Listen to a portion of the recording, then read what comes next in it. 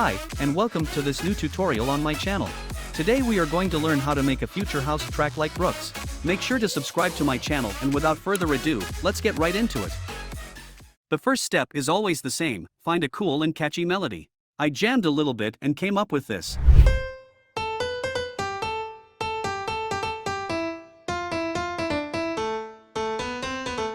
Now we need to transform it into a fat lead with a lot of attack. That's why I not only chose leads, but also plucks. Soloed they sound like this.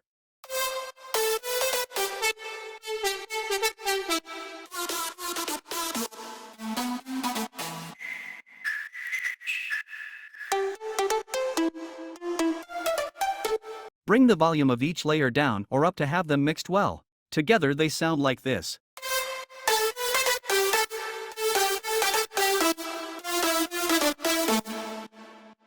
Besides a bit of compression and EQing, it's necessary to make the lead more fat and distorted. So let's jump to our mixer channel. To make it more stand out, I added a transient shaper, fast distortion, and fresh air. And of course the basics like OTT, EQ, reverb, and sidechain. Let's hear the difference with and without the effects.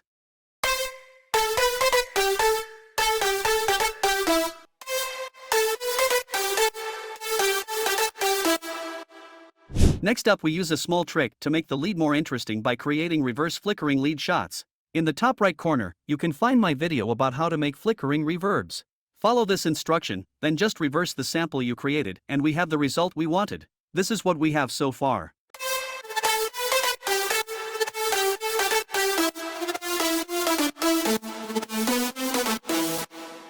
To pump up the lead an extra bit, we have to highlight some notes of the melody. For this we have to choose a synth which sounds like a whistle and a hard lead that only plays a few notes of the whole pattern. It sounds like this.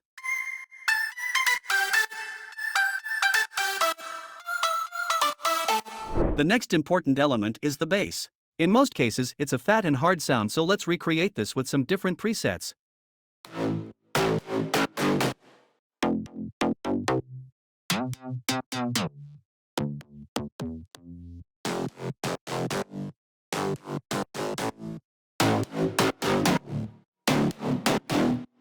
For processing I used OTT, an EQ to cut the sub-frequencies, a wave shaper to create more sharp attack, and of course kickstart.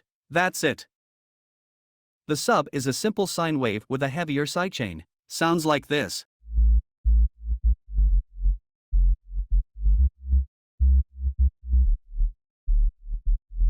Now let's have a look at the chords section. We have 3 layers, some decent saw chords, detuned pluck chords, and a vintage piano.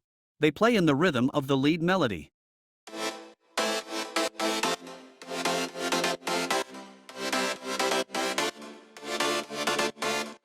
To place them right in the mix, there's a Valhalla plate reverb, soundgoodizer, and stereo enhancer on it. Of course, don't forget to cut the low frequencies and add a bit compression. Now we're ready with the instruments. Let's have a listen.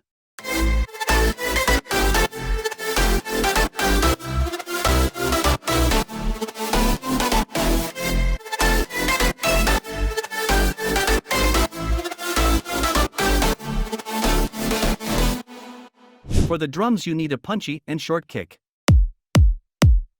Add a few claps, a tom, FX noises, a lot of stabs to have a bigger impact, a snare, some downlifters, and in the end some hi-hat loops to bring in groove.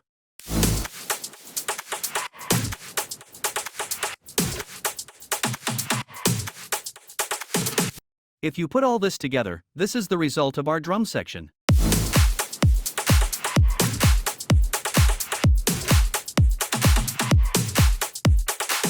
The rest patterns are all ambience things. A common trick is to add bass shot samples to the original bass line to make it more unique. Something like this.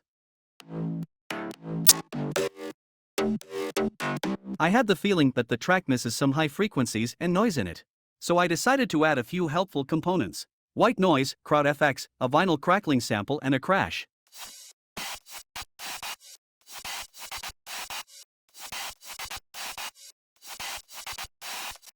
All these little ambience things are cut to the rhythm of the lead, to prevent disturbing the silent gaps in the song. So, I think that's it. Before we listen to the full drop, let's have a short look on the master channel.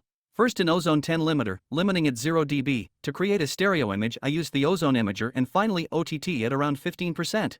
That's everything on my master. Thanks for watching this tutorial and stay tuned for more content like this. Have a great day, and now let's listen to the final result.